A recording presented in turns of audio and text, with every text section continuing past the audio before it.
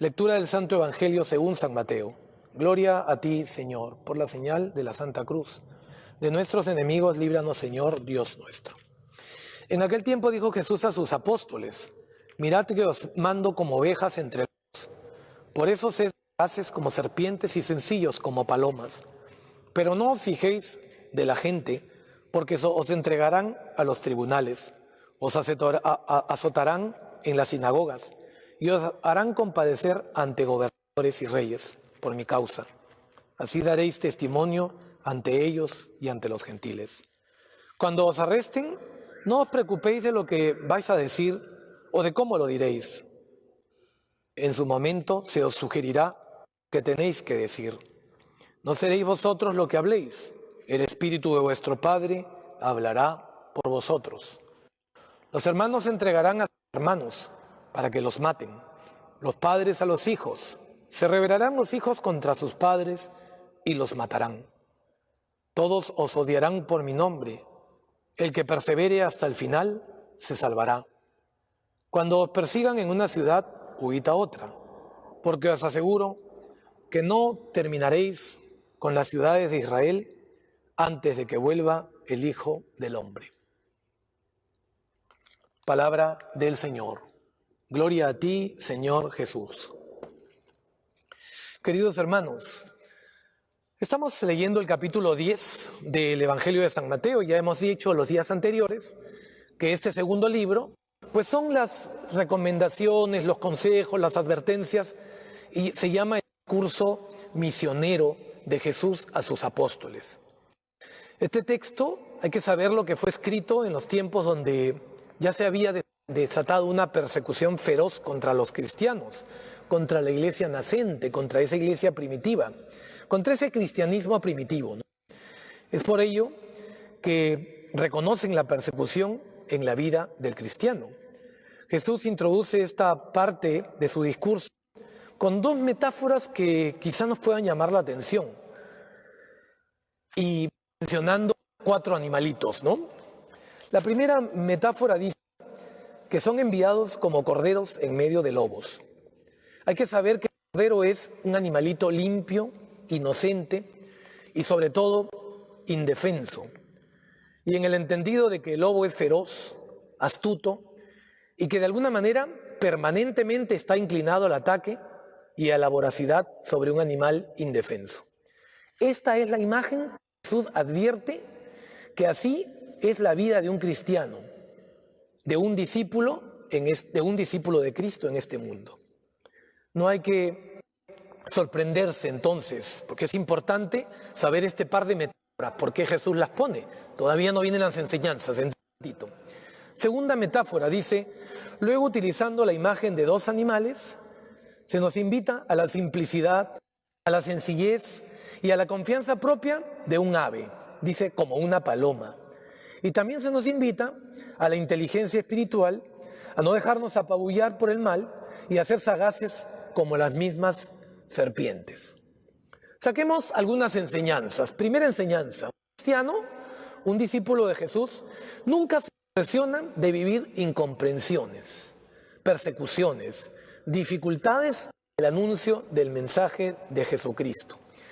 La vida nos ha mostrado quizá todo que si estamos en la iglesia puede ser perfecto y pacífico, pero esto es teórico, es conceptual.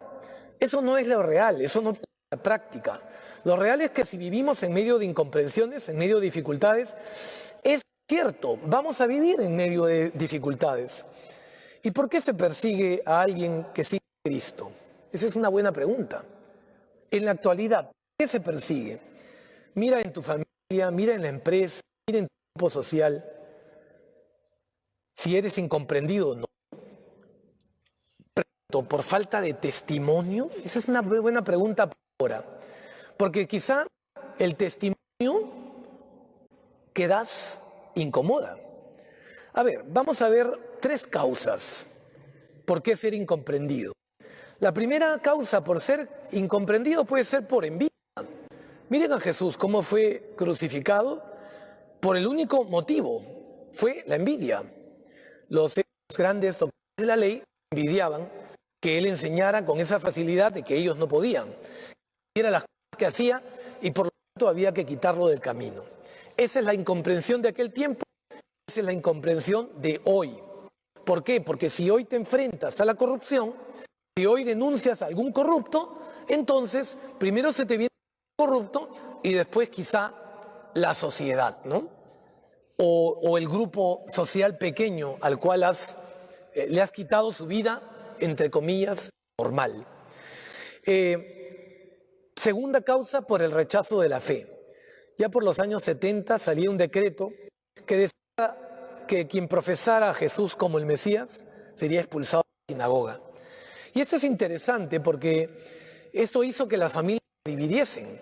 Y por eso que el Evangelio dice, por eso que el hermano irá contra el hermano, el padre contra el hijo contra el padre. Por eso, porque Jesús estaba adelantándose un poco a la época. En los años de la persecución, como el imperio dio este edicto, entonces las familias empezaron a pelear de dentro. No quiero seguir a Jesús, el otro no. Y así se entregaban unos a otros y las familias se destruían. Y la tercera es la conveniencia o la comodidad, ¿no? Mucha gente no odia el cristianismo, ¿sí? No vamos a tener problemas con esa gente, pero vive en la comodidad de escuchar, de no ver, de no decir, de no querer hacer nada, de pasar por este mundo sin darse problemas.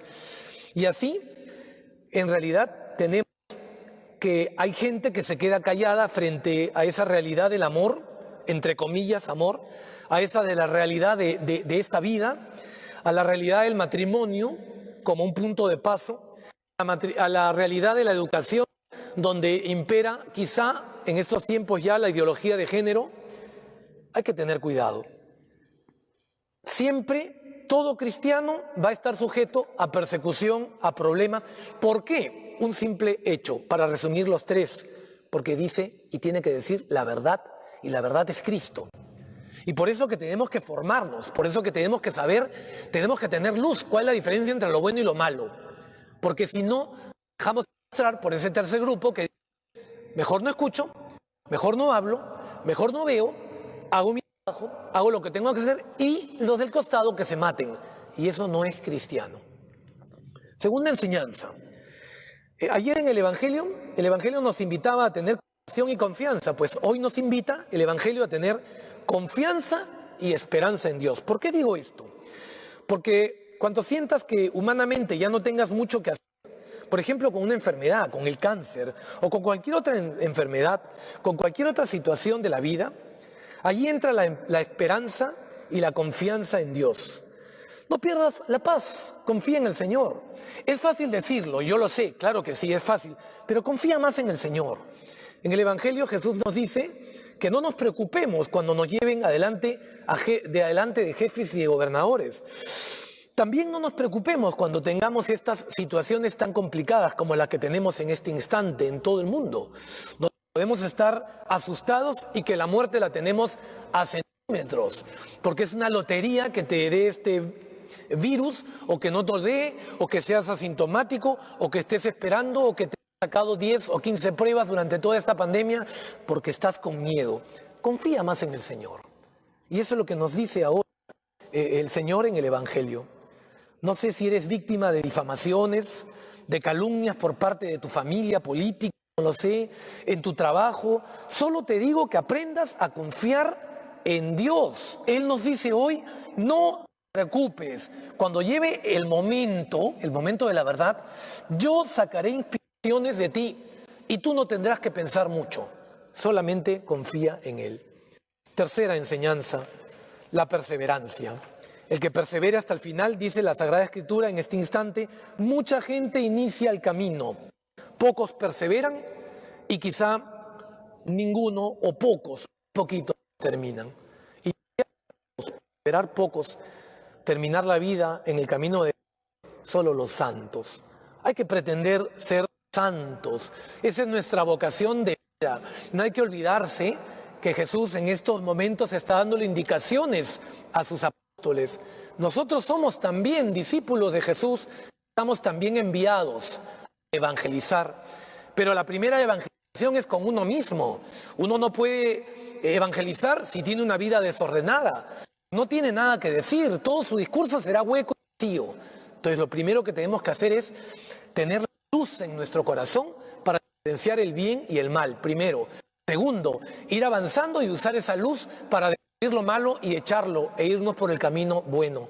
Tercero, una vez que esté en nuestro corazón y en nuestra mente esa luz para solamente coger lo bueno, recién ahí podemos darle la mano a nuestro hermano que no conoce a Jesús. Esa es la compasión que hay que tener. Y definitivamente la compasión de la que se hablaba ayer. Y definitivamente en todo el camino la confianza. El amor, si no es perseverante, ¿qué cosa es? Si la paciencia no es perseverante, ¿qué cosa es? Si la humildad no es perseverante, ¿qué cosa es? Si tú y yo no somos perseverantes, ¿qué cosa somos? Alguien definía la perseverancia como aquella virtud por medio de la cual florecen todas las otras virtudes. Y hoy día Jesús nos dice textualmente, sean perseverantes. Ninguna virtud florece si no somos perseverantes. Si no, miren una cascada de agua. A mí me gustan mucho las imágenes. El agua cae, el agua es débil, pero cae sobre una piedra. ¿Quién gana al final? El agua. Pero si el agua es débil, el agua perfora la piedra. ¿Por qué? Por perseverante, porque nunca deja de caer. Así tenemos que ser tú y yo. Debemos perseverar básicamente en tres cosas, ya concretando. Primero, cargar nuestra cruz. ¿Estás enfermo? Carga tu cruz. No se mueve nada en el mundo si Dios no lo permite. Dios está más cerca de ti. Ahora estás enfermito. Pídele a Dios que te cure. Si está en sus planes, pero no le pidas con exigencia. No le pidas con prepotencia. No le sujetes a decir, Diosito, si es que me curas, entonces no. Hágase tu voluntad. Estoy en tus manos. Yo estoy en tus manos. Qué difícil es estar enfermo. Hay que cargar con la cruz. Todos tenemos cruces. Cargar con la cruz significa salir de mí mismo. Significa renunciar a algo de lo mío. Y estar enfermo es renunciar a mi comodidad, renunciar a mi descanso. Porque el que está enfermo tiene que trabajar doble, tiene que estar en una clínica, tiene que estar preocupado por los exámenes, a veces está con miedo. Carga tu cruz, te animo a que cargues tu cruz, persevera. Tú, mamá o papá, persevera en educar a tus hijos, tu hijo persevera en obedecer a tus padres. No te canses, no le respondas, haz lo que te digan, ahora estás a su cuidado. Segundo, perseverar en la cruz primero. Segundo, perseverar en la fe. Hay que ser perseverantes, todos tenemos fe hasta que quizá nos llegue una gran prueba. La fe perseverante es la fe que siempre se fía del amor incondicional de Jesucristo. Es Él, en realidad, el perseverante es el que se confía cuando está en plena tormenta. Esa es la perseverancia, esa es la perseverancia de la fe. Y por último, y la última, perseverar sin que estas sean las únicas, en el amor al otro. El Papa dice, un santo es aquel pecador que nunca dejó de confiar en el amor de Dios. Ese es un santo. Un santo es un pecador, voy a repetirlo, que nunca dejó de confiar en el amor de Dios. Nunca te sientas que ya no te mereces a Dios, nunca. Dios es compasivo y misericordioso. Lo primero, te tiene compasión. Sí, claro que sí. Y tiene misericordia, porque es la gran promesa que te ha dado. Misericordia, porque la misericordia sobrepasa la compasión. Porque finalmente la misericordia te perdona todo. Hay solamente una condición. Que tú tengas un buen arrepentimiento y que tú tengas un buen propósito de enmienda. Si fallas, fallaste, eres falible porque somos débiles. Nuevamente empiezas de nuevo. Esa es la misericordia infinita de Dios. No hay que confundirla. Misericordia depende también, misericordia, el corazón. Cordis, ¿no? Cordis, la miseria en el corazón. Eso es realmente. También podríamos decir que es el que, en realidad, el que persevera hasta el final, como dice la Sagrada Escritura. ¿Qué le va a pasar? Y ahí termina el Evangelio. El que persevera, el que no se cansa, el que está ahí con su oración, el que está ahí con su esfuerzo, ¿qué dice? Se salvará. Y todos estamos buscando salvarnos, porque la salvación en este mundo ya empieza. Y un buen termómetro, una buena medida, es cuán alegre estás.